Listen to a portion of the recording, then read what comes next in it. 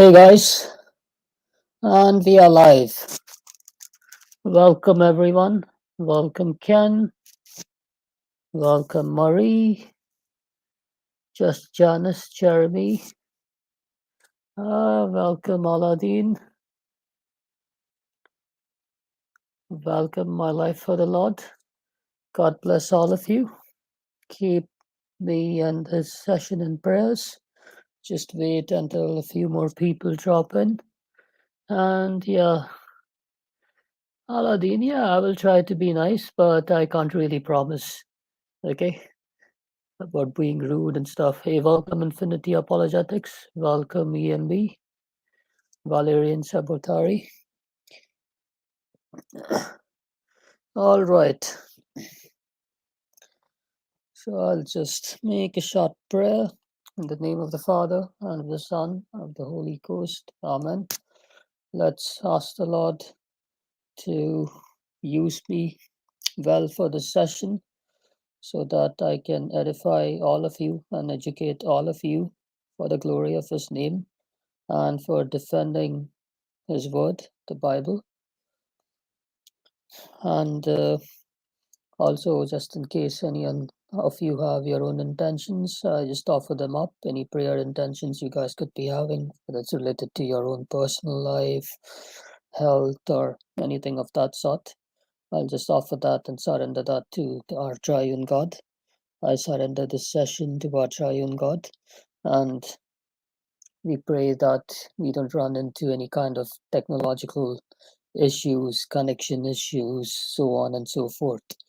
And may the Lord's will be done.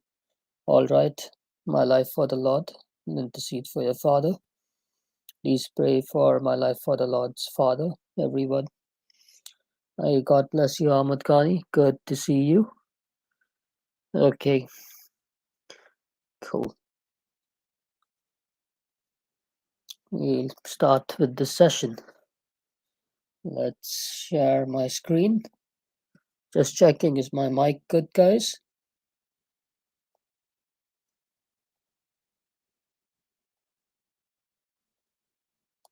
Is my mic good? Hey, good to see you, XYZ.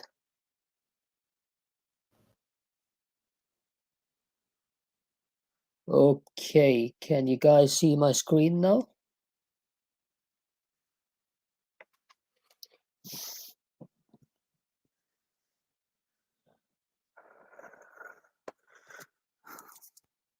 Is the screen visible? The slideshow and everything?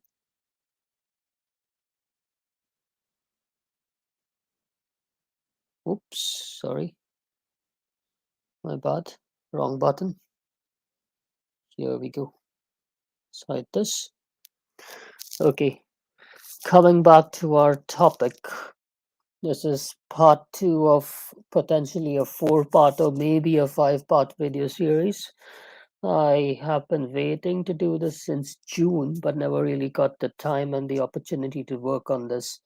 So I don't even imagine that it's going to be 4 or 5 parts because today's part itself would take quite a lot of time just to answer just two objections today from secular scholars concerning some historical mistakes in the book of Daniel. Last week we went through all this. Those of you who have missed my video last week could, catch up. And going across today, well, last week I'd covered this thing about Darius the Mede and also the timeline of their prophecies, which is not syncing up, as brought about by secular objections. This week, we are going to cover some more historical issues in the book of Daniel. Okay, so I want everyone's attention. If Aladdin keeps trolling or distracting, you could just time him out. Don't block him. Okay. Hey, Aladdin, there's a session going on right now. Jeremy Wong and I will come together and reply to you directly, God willing, at some point when we are both free. We have our own personal lives and other videos to do. But don't worry, Aladdin. And just to let you know, some of the objections you have put, you have just crucified yourself and you have just called your prophet as a liar. Some of the objections you have put concerning the translations. So so that's just to bring to your notice. Okay, be very careful when you use these kind of objections. You don't know you're shooting your own prophet in the foot.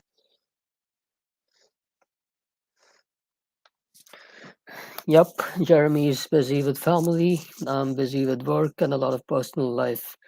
All right, and Aladdin, I'll just time you out for now so that you just don't chime in. Okay, sweet. So, historical issue number two. Now, there is an issue in certain biblical passages, and people want to use this as a tool to say Daniel was written late, not by Daniel himself. Now, the passages in question are Daniel chapter 1, verses 1 to 2, and Jeremiah chapter 25, verse 1. Yes, EMB Maxim, he can't disturb us. This is class, and I want class discipline. All right. Bad students will be punished, and they'll have to go sit in the corner for five minutes. Okay.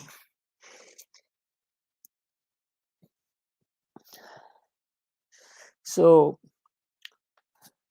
now, if you're going to Bible Gateway, Ahmad Ghani, like if it possible, you could just post these verses, Daniel 1, 1 to 2, and Jeremiah 25, 1. So this objection is quite very straightforward. It's saying King Nebuchadnezzar, the king of the Babylonians, invaded Jerusalem in the third year of the reign of King Jehoiakim or Jehoiakim of Judah. But whereas in the book of the prophet Jeremiah, it says that this invasion happened in the fourth year of the reign of Jeremiah. So they are saying that there is a problem here. Can you guys see that? Hey, good to see you, Michael. We realize. Good to see you, Siddharth. So third year versus the fourth year. Therefore, there is a contradiction in the way Daniel is dating things and in the way Jeremiah is dating things. So Daniel has to be false because that author had no idea what he was talking about since it was written late. Okay.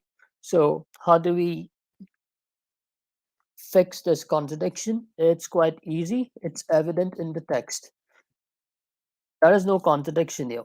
It's just two different dating systems, and which are used to count the reign of kings.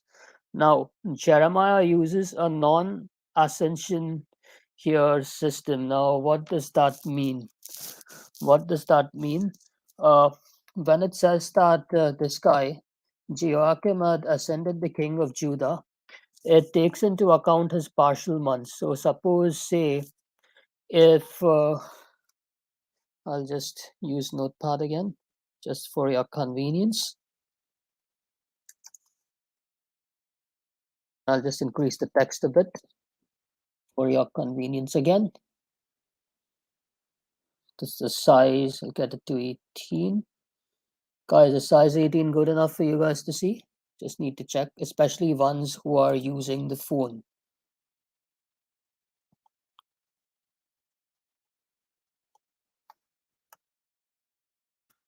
Is the size good enough for you guys?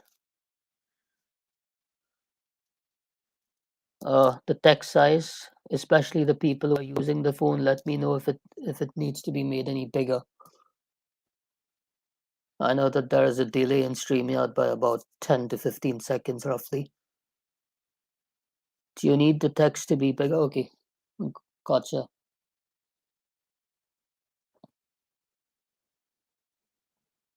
Is it good now? Little zoom. For PC, it's good. I'm on the phone, it's good. Okay, cool. I got it to 20. Okay, now, sorry, those are just other notes are done. Now, just to let you know, this is how Jeremiah's system works. Now, Jeremiah dates partial years as a year because he used an Egyptian and say uh, Israeli dating system to count the reign of kings. So, for example, let's say if Ahmad Khani is king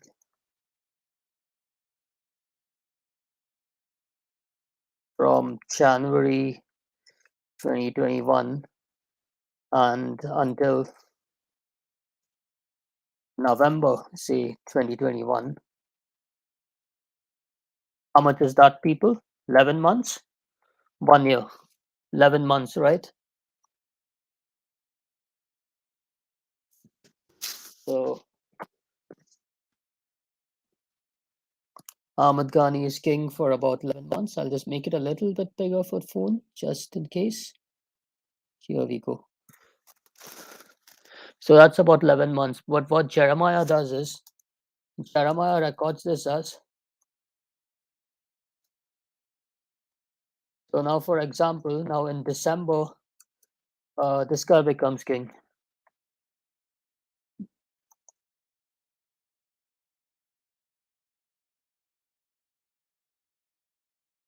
Okay?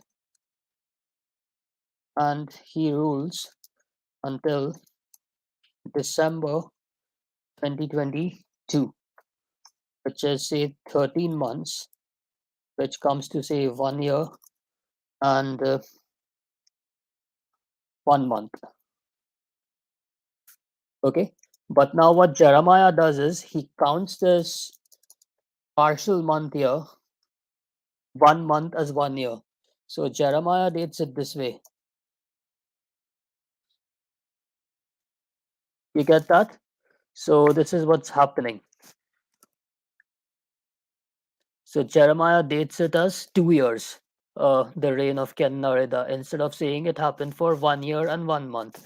So that's the objection. This thing can be very easily be answered, whereas Daniel does not consider partial years.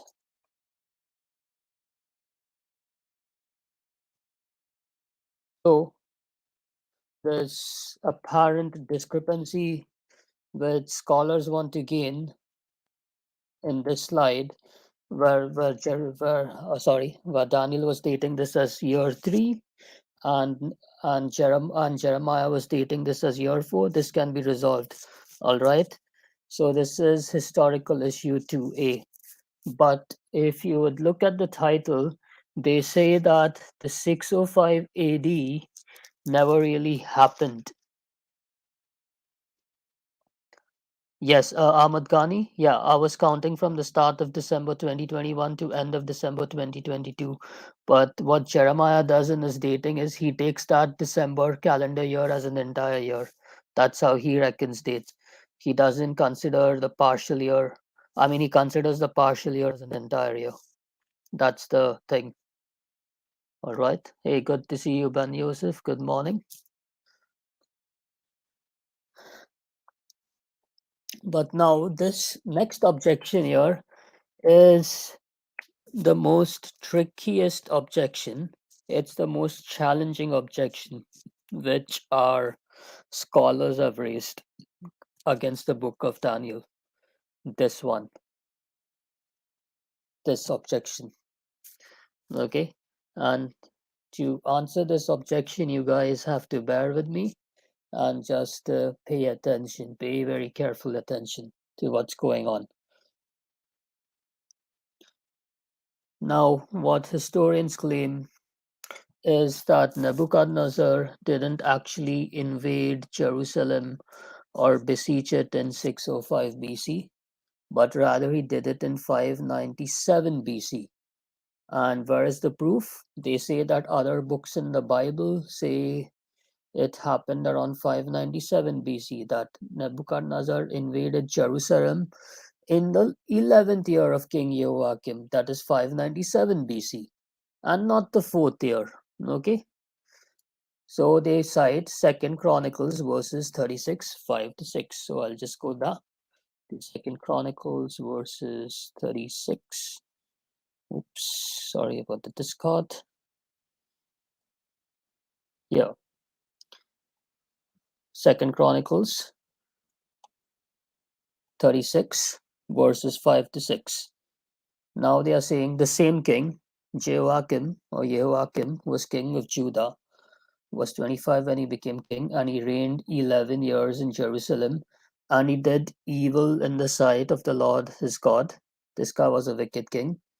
Now Nebuchadnezzar, king of Babylon, came up against him and bound him in bronze fetters to carry him off to Babylon.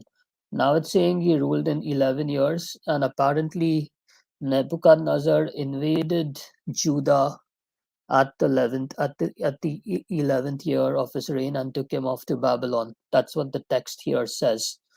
Now, this is in contradiction with Daniel, which says that this thing actually happened in the third year of Jehoiakim's reign. Okay, in the third year. In the third year of the reign of King Jehoiakim of Judah, Nebuchadnezzar, king of Babylon, came to Jerusalem and besieged it. And the Lord gave Jehoiakim, king of Judah, into his hand with some of the articles of the house of God, which he carried into the land of Shinar, to the house of his God, that is, his Babylonian God. And he brought the articles into the treasure house of his God. Now, see, this thing is saying third year. Jeremiah will read uh, fourth year, but I said the fourth and the third year can be resolved. But now the problems is Chronicles. This year is 597 BC. So just to explain this objection, what happens? Daniel or Jeremiah say Nebuchadnezzar first invaded during the third year of Jehoiakim's reign and took him prisoner. Okay, this took place in 605 AD. But Second Chronicles 36 says it happened in the 11th year of the same king's reign, Joachim's reign, which is 597 AD. Okay, you get that objection, guys? I just want to check. Yes, Benny Verse, good to see you. Sorry I couldn't do it last week. There were other things going on. So you can see the big difference. You can here see this objection. And now what they say is in the Babylonian Chronicles, that is another historical source, it talks about the 597 AD siege of Jerusalem. Okay, no mention, there's no mention of 605 AD. Therefore, Daniel is fiction. Daniel made a mistake. Daniel was written late since he made this blunder. Okay, so they want to make this case against it. All right. Now, how do we solve it? The Bible has all the answers.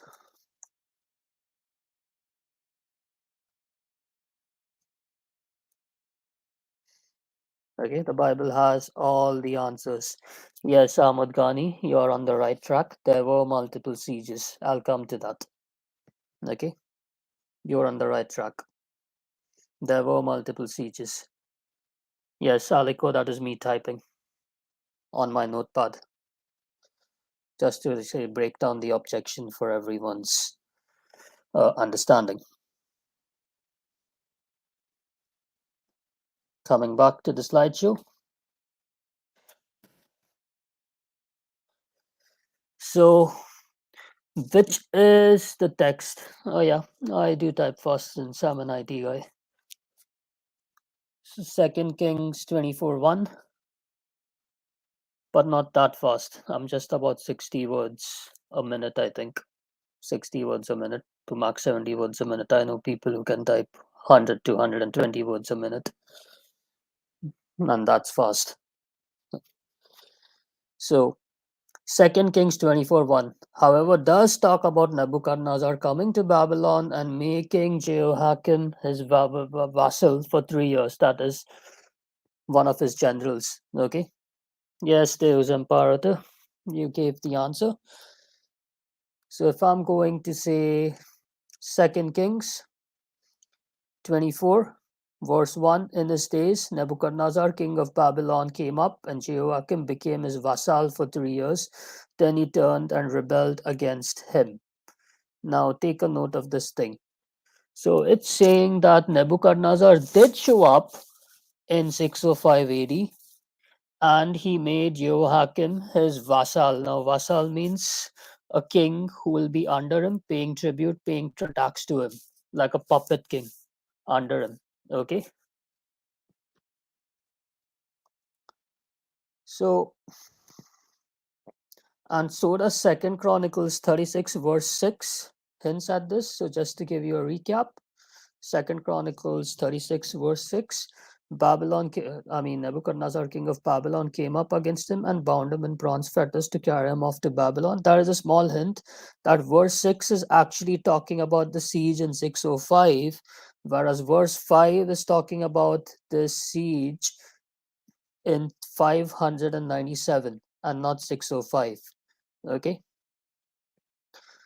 And now we have one historian, a scholar, Joyce Baldwin, who says all that Daniel 1 verse 2 needs to say is that Nebuchadnezzar threatened Jerusalem, which being a vassal of Egypt, came under the jurisdiction of Babylon when the Egyptian hold over Syro-Palestine was broken after the Battle of Carchemish.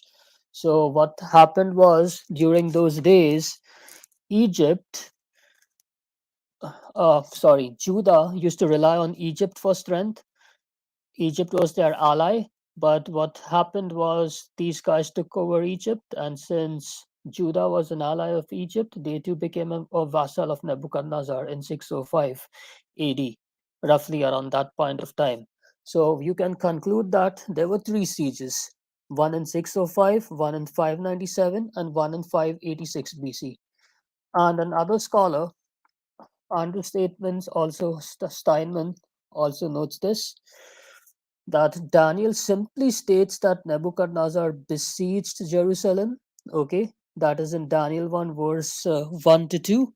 He does not say that Jerusalem was conquered. It never says that. Because if you're reading uh, Daniel 1, verses 1 to 2, back here, it's not saying that Nebuchadnezzar, king of Babylon, came to Jerusalem and besieged it. It never said that he conquered it. Okay, so this is what this guy is saying. The Lord gave his hand to Joachim of Judah. Daniel may be indicating that Joachim, as an ally of the defeated Pharaoh Necho of Egypt, surrendered almost immediately. Because what happened at the Battle of Carchemish in this previous slide was that Egypt lost to Nebuchadnezzar, and since Judah was an underling to Egypt, they could have surrendered. Okay, thus, if Nebuchadnezzar was merely mopping up after his victory, Jerusalem may have been an easy plum to pick that year. So, the Babylonian Chronicle would not talk about it since it was not really a conquest. It was not really a conquest of Jerusalem. It was just a siege, and they never really completed the siege. That guy could have just surrendered, and the king would have just been ferried away to Babylon. All right. Oh, the Jezebel Danraj. You should just watch my series on her. I'll go after Hinduism once I'm done with this series. Probably two more episodes on this, maximum three. Okay. But again, people say that there is still a problem in the text of Daniel. What's the problem in the text of Daniel 1 2? Now, the problem in the text of Daniel 1 2 is The Lord gave Jehoiakim king of Judah into Nebuchadnezzar's hands with some of the articles of the temple, which he carried into the land of Shinar to the house of his God, and he brought the articles into the treasure of the house of his God. Now, people would say that at the third year, this is a problem because this guy was taken prisoner and carried away to Babylon. But over here it says in Second Chronicles, this thing happened in the 11th year, not in the third year. But what people can interpret this text as, he would have just been taken away to the land of Babylon and could have sworn allegiance to Nebuchadnezzar, and then he would have been brought back to Judah as his vassal. Because that kind of goes hand in hand with 2 Kings 24:1. In his days, Nebuchadnezzar, king of Babylon, came up, and Jehoiakim became his vassal for 3 years. So that's what exactly happened. So this text is not really a problem. So as I was saying, Second Chronicles 36 verse 6 can be interpreted as Jehoiakim was bound and taken to Babylon and forced to swear an oath of allegiance to Babylon before being sent back to Jerusalem. So he just became Nebuchadnezzar's puppet king. And at this point, both Egypt and Judah were Babylon. I have a typo here. It's actually Babylon. Just a minute, guys. I'll just fix this typo. Okay, here we go. That makes sense. And then in 2 Kings 24:1, he was a vassal for 3 years and he rebelled. That is in 601 BC, roughly, against Nebuchadnezzar. But why did Jehoiakim rebel? Do you know why? Because we have information in the Babylonian Chronicles that Egypt fought the Babylonians in 601 AD and they beat the Babylonians for a while. Although Egypt was forced to be a vassal in 605 or say 604 BC, they, sorry, another typo, guys, another typo. Forgive me for that.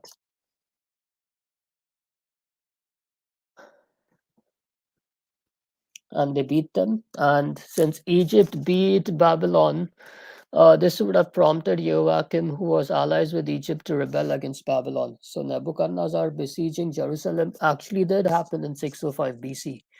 Okay, and yeah, Daniel was a member of the royal family, as Deus Imperator says. He was taken hostage around 605 BC, maybe as a child or a teenager at best.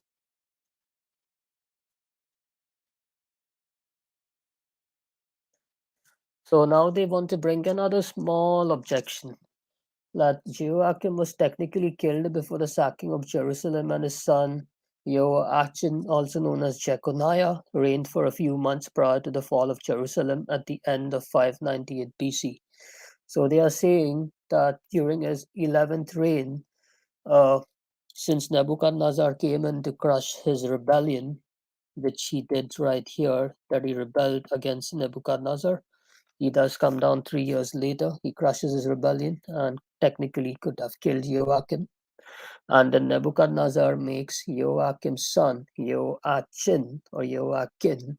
I know the names are a bit confusing, as king of Judah.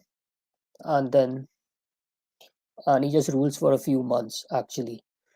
And then Nebuchadnezzar takes Judah in 597 BC and he exiles even his son to Babylon. So the Bible does fix this, saying, due to Daniel saying the invasion of Nebuchadnezzar happened in 605 AD, that is the fourth year or the third year of Joachim's reign. Joachim died in the 11th year of his reign, that is the end of 598 BC. His son Jeconiah or Joachim ruled for a few months before being exiled by Nebuchadnezzar's invasion in 597 BC. Okay, so it just to break this down for you guys, just again typing. Since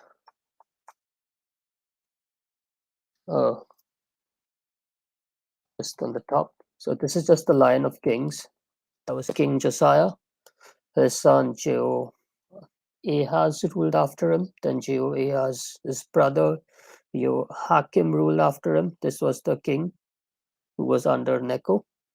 And then his son Jehoiachin was put in place and then put in this. So I'll just put some dates here.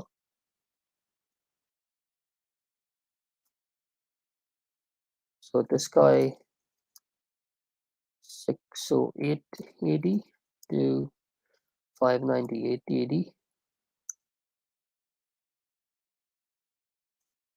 Nebuchadnezzar.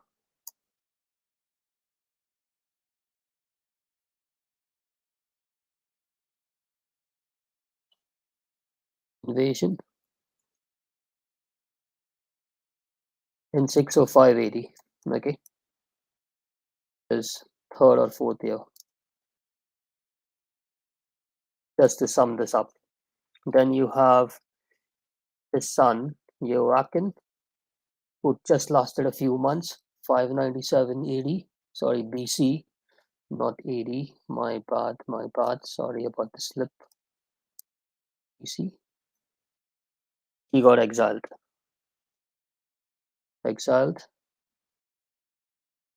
to Babylon. That was the second king. Then his uncle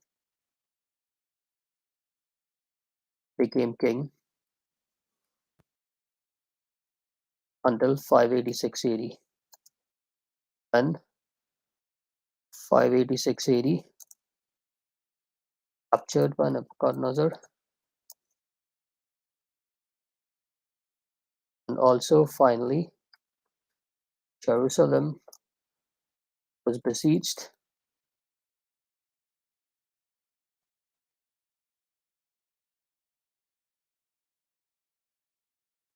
And what else happened the same year?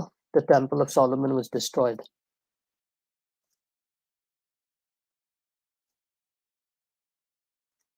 Judah exiled to Babylon for 70 odd years.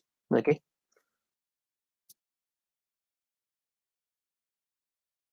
Thanks for letting me know. And at this stage, yes, as Deus Imperator was saying, over here, more members of the royal family were taken. That is Jehoiakim around 597 BC. He was exiled to Babylon along with family members. So this is just a brief timeline of what happened, just to get that out of the head. So there were three invasions: 605, 597, and 586. So that just reconciles the Bible. Oh yeah, I just missed Zedekiah. Thanks again, Ahmad Khani. Okay, here you go.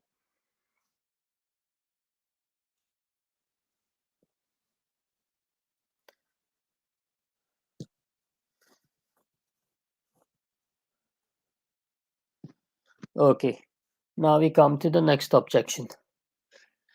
It has to do with Daniel chapter 5. Yes, Deus Imperator's sons were murdered before his eyes, and then Zedekiah's eyes were taken out, and then he was imprisoned.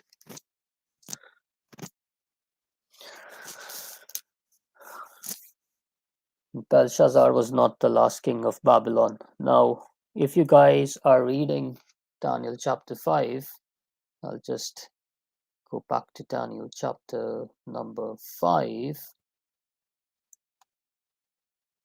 which is the fall of Babylon. So Belshazzar, technically people read it as one of the successors of Nebuchadnezzar. So after Nebuchadnezzar's death, it seems Belshazzar was the king of Babylon. So here, Belshazzar the king made a great feast for 1,000 of his lords and drank wine in the presence of the 1,000. While he tasted the wine, Belshazzar gave the command to bring the gold and silver vessels which his father Nebuchadnezzar had taken from the temple which had been in Jerusalem, that the king and lords, his wives, and his concubines might drink from them. So, in other words, Belshazzar was just creating a kind of a blasphemy, which was blasphemy.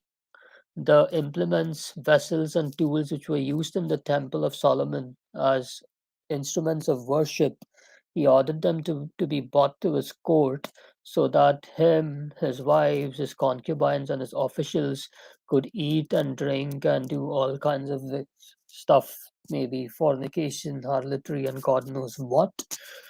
So he was committing a big sacrilege.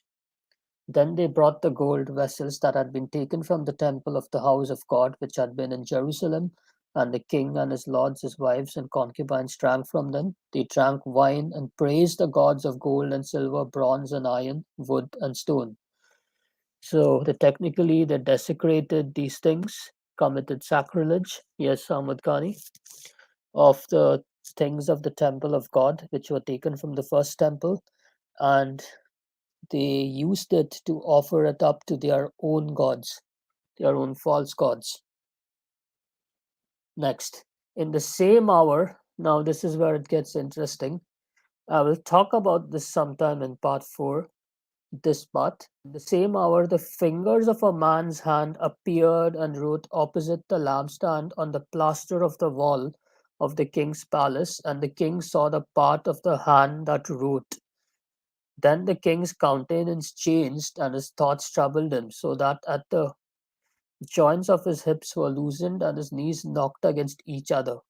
So what happened was some some hand just appeared out of nowhere and started writing something on the wall.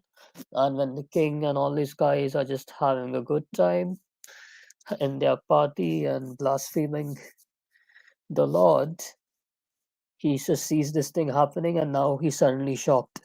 Okay, his mood for parting is gone.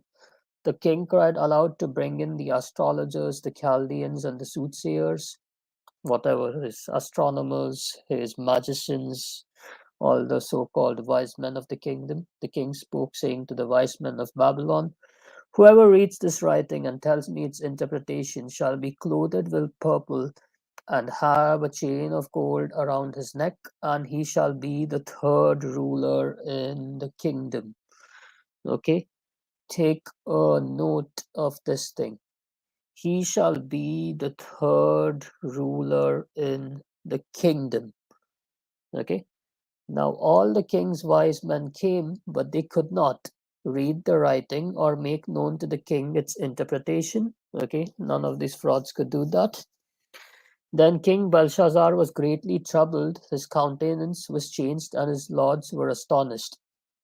The queen, because of the words of the king and his lords, came to the banquet hall. The queen spoke, saying, O king, live forever. Do not let your thoughts trouble you, nor let your countenance change. Okay, so do not be afraid. That's what she's telling him. Some commentators say that this could be the queen mother, not necessarily be the queen. Okay, there is a man in your kingdom in whom is the spirit of the holy God. So she's talking about Daniel. And in the days of your father, light and understanding and wisdom, like the wisdom of the gods, were found in him. And King Nebuchadnezzar, your father, your father the king, made him chief of the magicians, astrologers, Chaldeans, and soothsayers. So she talks about Daniel, and she gets Daniel to explain the writing on the wall. Then Daniel was brought in before the king. The king spoke and said to Daniel, are you that Daniel who is one of the captives from Judah, whom my father the king brought from Judah? Whom my father the king brought from Judah. That again goes back to Daniel chapter 1. This is 605 AD invasion. Sorry, 605 BC invasion. I have heard of you that the Spirit of God is in you, and that light and understanding and excellent wisdom are found in you. Now the wise men, the astrologers, have been brought in before me, that they should read this writing and make them known to me its interpretation. But they could not give the interpretation of the thing. Okay. And then Daniel, I'll just skip over to this part. O king, the Most High God gave Nebuchadnezzar, your father, a kingdom and majesty. So now this is Daniel speaking.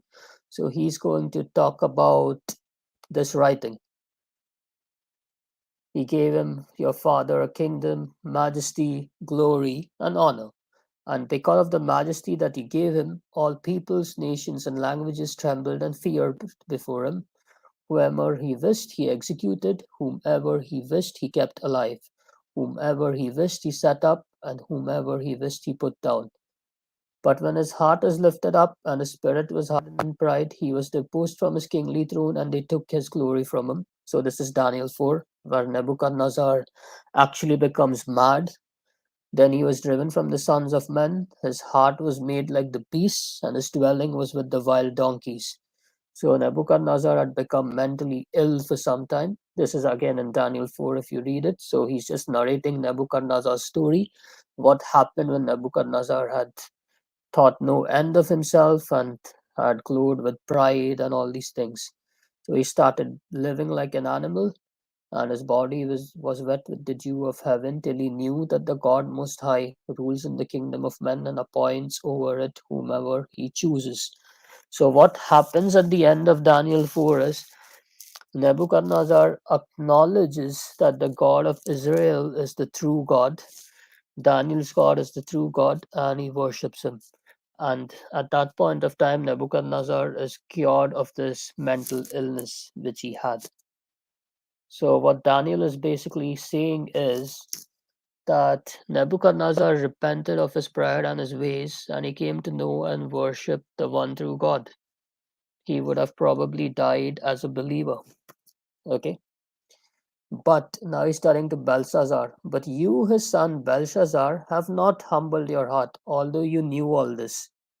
Okay. So you knew about your father Nebuchadnezzar's repentance. You didn't do this.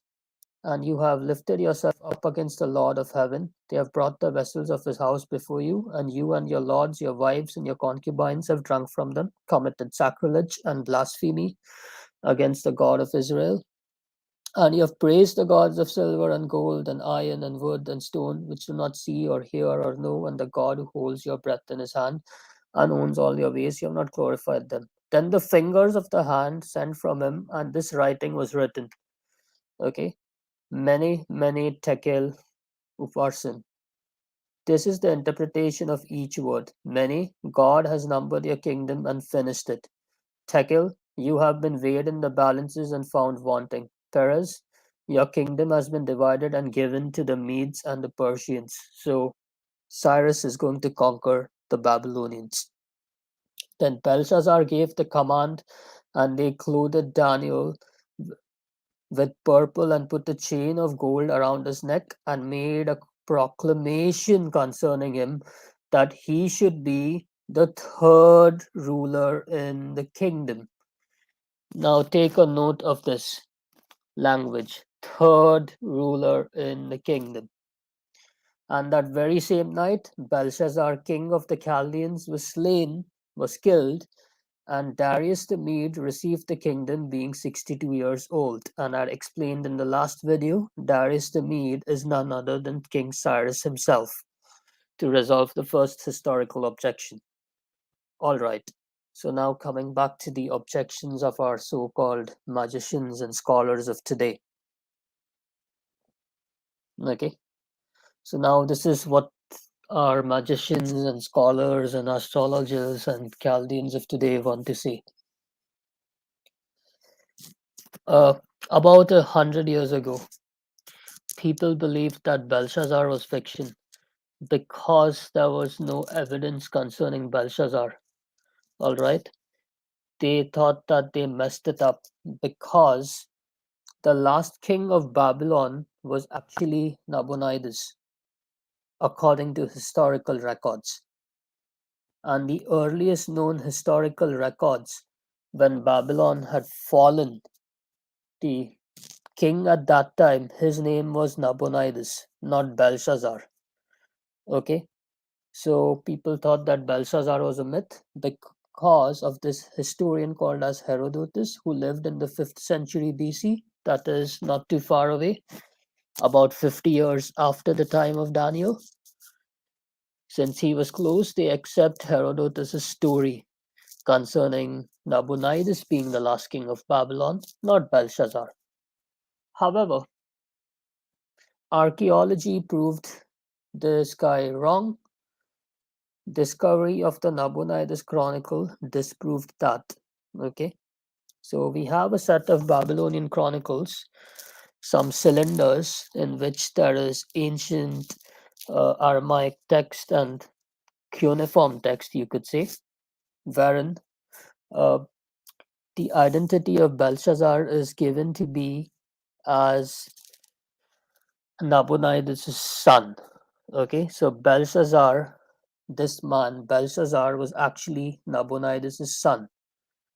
But they are saying that okay, Belshazzar existed, but there is no proof to say that what happened to Nabonidus, because all historians are saying Nabonidus was the last king. But you're saying Belshazzar was king when this guy said, so maybe Herodotus could have made a mistake. Who knows? Now there is one more problem. Belshazzar can't be the son of Nebuchadnezzar. Okay? Belshazzar can't be the son of Nebuchadnezzar because we had Nabonidus before him. What would that make him? The grandson? Okay, but even if as a Christian or people who know their Bible can say that if the Jews used to call themselves as the descendants of Abraham, they used to call Abraham their father, although it was not a direct father son relationship, but Abraham was their forefather. They used to call Jesus as the son of David, although Jesus was not literally David's son, as in father to son in one generation, but he was descended from the line of David, so you could still disprove that. But historians come up with another objection concerning Belshazzar, saying that he might not even have been related to Nebuchadnezzar. Okay. Now, concerning this objection about Nabonidus being the last king and Belshazzar not again being king, again, there are other archaeological artifacts which mention that Belshazzar was actually an acting king or a regent. Why was that the case? Because Nabonidus, although he ruled Babylon for about 17 or 18 years, about 17 years, you could say, half the time he was not in Babylon, he had gone south to Arabia, and he ruled in Arabia for at least a decade, and he kept Belshazzar in charge of the throne. So that makes sense why Belshazzar wanted to make Daniel the third in the kingdom and not the second in the kingdom. Because Belshazzar was the second in the kingdom, his father Nabonidus was still alive and the first in the kingdom. Okay? Oh, yeah, Murray, these are all the modern scholars putting up these objections one after the other. Every time some archaeological evidence gets discovered in our favor, they start tap dancing and they start bringing up another objection. Okay? And Daniel, I think, is the most critiqued book in the Old Testament. It's the most critiqued book in the Old Testament, apart from, say, Isaiah and Genesis, especially Genesis and the Torah, more or less the Torah, the first five books. So that explains why Daniel was made the third ruler in the kingdom, and that vindicates the Bible in this sense because no no historian, not even Herodotus, who was closest to that time, ever records this. So it's impossible for Daniel, if they are saying Daniel had written Daniel in the 2nd century BC, that is around the time of the Maccabean revolt, which is almost 400 years later, how would Daniel know this piece of inside information? Because this is inside information, by the way, that this guy was the second in the kingdom and he was being third. Now, this detail, you won't get it in among any historian. Even Herodotus, although he was closest to that time, he's made mistakes. So this proves that, in a way, Daniel was right there. He knew whatever was going on in the Babylonian courts, and so on and so forth. Okay.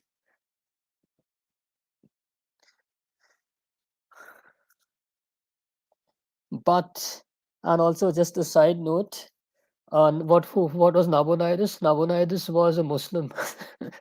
Oh yeah, so Muslims did exist at that point of time because he was worshipping a certain moon god. He had gone to Arabia to worship a certain moon god.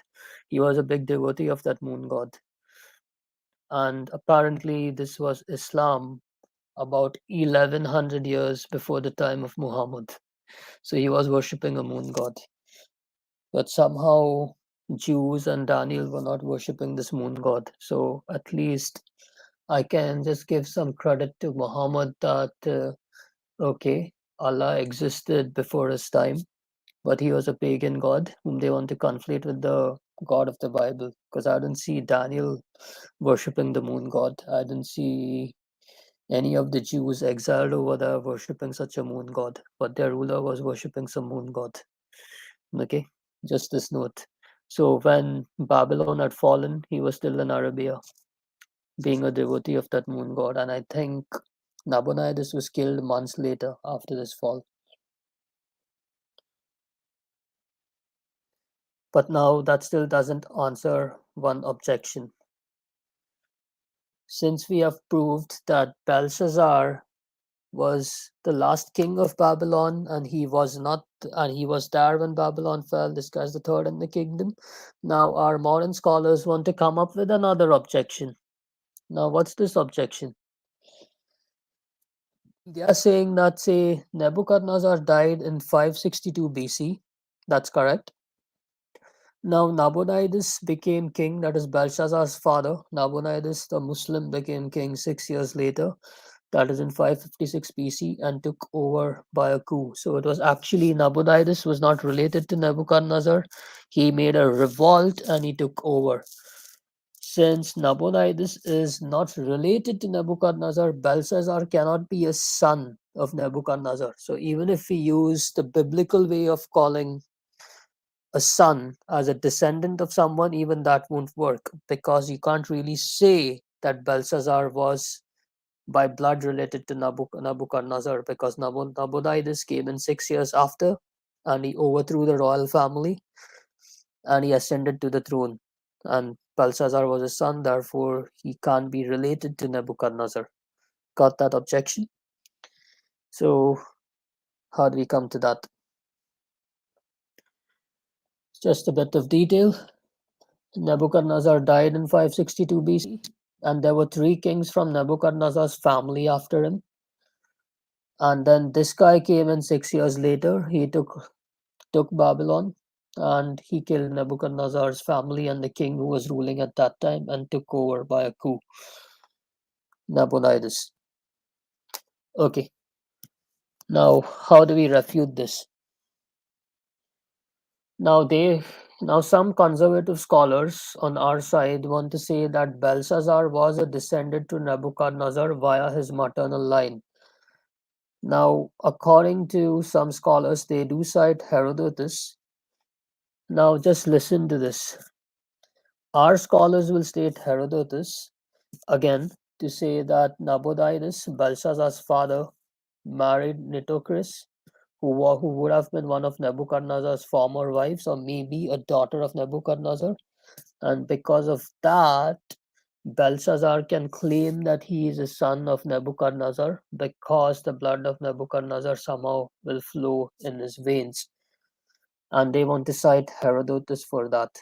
But now, this is the double game historians want to play, are secular historians and secular scholars. Now, Herodotus is not their man to claim this, but now they're saying, well, you can't say that Herodotus is reliable because he said that Nabonidus was the last king, but it turns out that Belshazzar happened to be the last king. So you can't say now that Herodotus is reliable. He makes mistakes about the kings of Babylon. So I can say that he can't say that Belshazzar could be related to Nebuchadnezzar. So, in other words, this is their hypocrisy. When you want the objection to work for them, That time they'll cite Herodotus, okay? When you want the objection to work for them.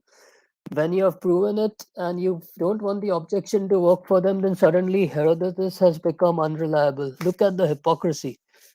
They want to play the game both ways. You see that? This is how these bastards just want to tap dance. Seriously. Stay away from liberal scholarship.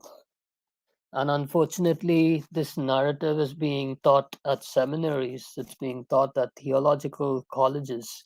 Whether you're Catholic, Orthodox, or Protestant, this is the standard narrative they learn with respect to biblical scholarship. And even some of our Bibles these days even state that Daniel is fictional and pseudographical and things like that. So they are saying this counts as weak evidence. Okay, this is weak evidence. So therefore, you can't actually assert that Belshazzar was a son of Nebuchadnezzar in that sense, whether genetically as his grandson or great grandson or whatever, because this time Herodotus isn't reliable.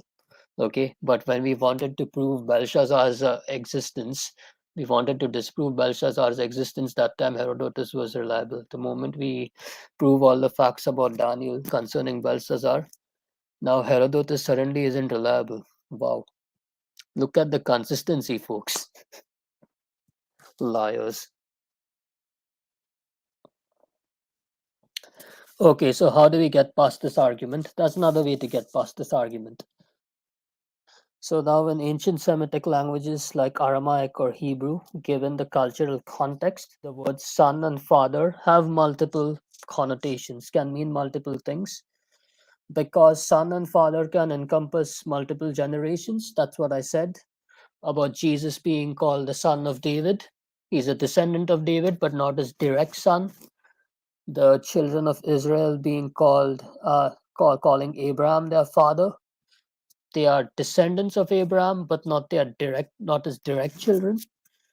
But now that objection won't work because they say Herodotus is not reliable.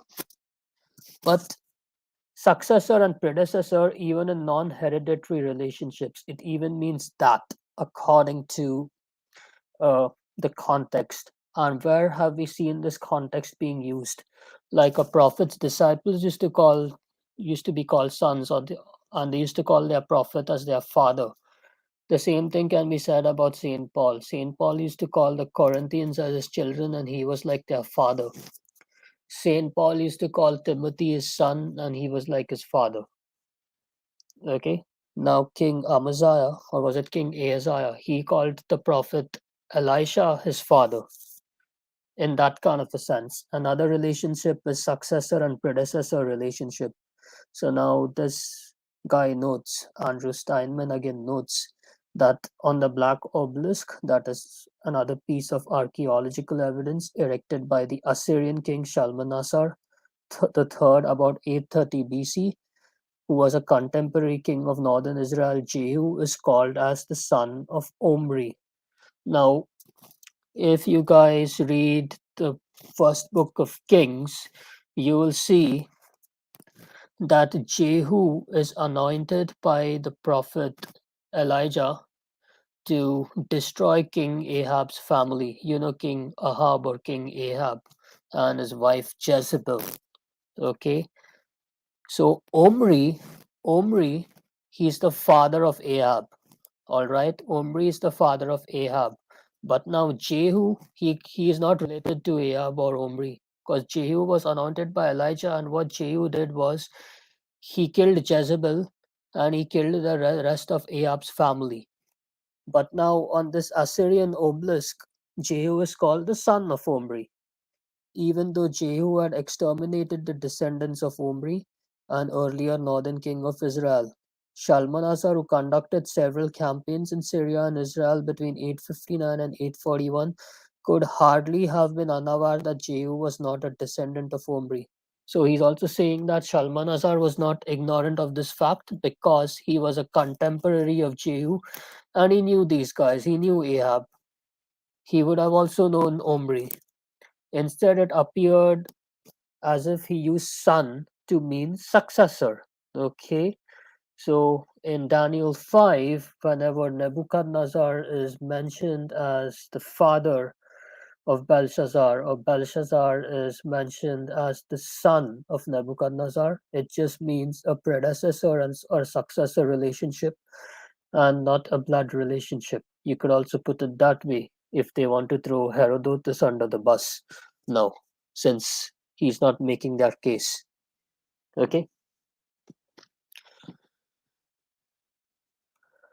and there are more objections to cover, folks, but there are some linguistic objections, and then I need to go through this part again about Ben Sira. Then there are some objections related to the Jewish canon. This might actually even disappoint some Protestants, but I'm just going to say things as it is. Then there's some positive evidence in the form of the Dead Sea Scrolls, the Septuagint, and there are some more positive evidence related to messianic prophecies, which I'm yet to cover, and some more positive evidence related to Belshazzar. All right, so just stop sharing my screen. Thank you so much for tuning in, people, and God willing, I'll be covering the linguistic objections sometime mid next week and a couple of other sets of objections, and I intend to finish this series, God willing, by mid of this month, probably by next weekend, God willing, if the Lord wills. Then I could just focus my attention back to Unitarianism, especially Hinduism, and yeah, probably make a video with Jeremy to refute Aladdin, God willing.